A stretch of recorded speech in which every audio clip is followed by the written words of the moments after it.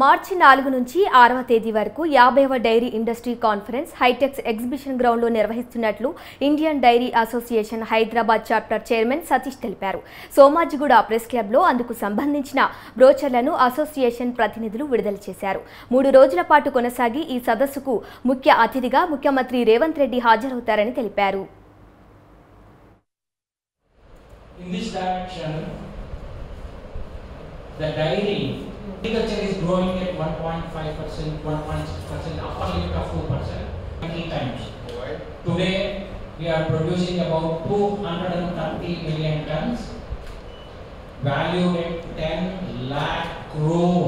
మరియు తెలంగాణ చాప్టర్ ద్వారా ఈ మార్చి 4 నుంచి 6వ తారీఖు వరకు ఇండియన్ డైరీ అసోసియేషన్ ద్వారా మరి ఈ అసోసియేషన్ ద్వారా మీటింగ్ ఆర్గనైజ్ చేయడం జరుగుతుంది. డైరీ ఇండస్ట్రీ కాన్ఫరెన్స్ ఆర్గనైజ్ చేయడం జరుగుతుంది.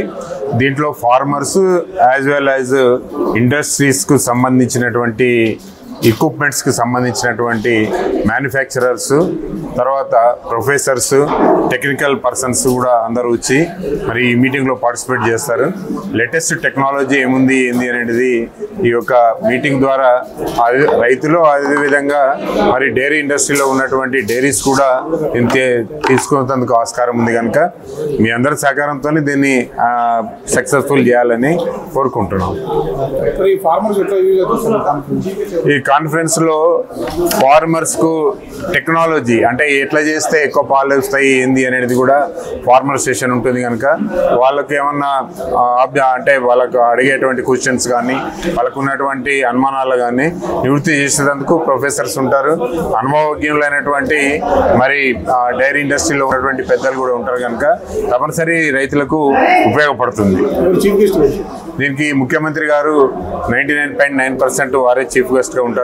ఏ రాష్ట్రంలో అయినా కూడా ఐడియా కాన్ఫరెన్స్ అయితే ఆ రాష్ట్ర ముఖ్యమంత్రి గారు దీని చీఫ్ గెస్ట్ గా ఉంటారు.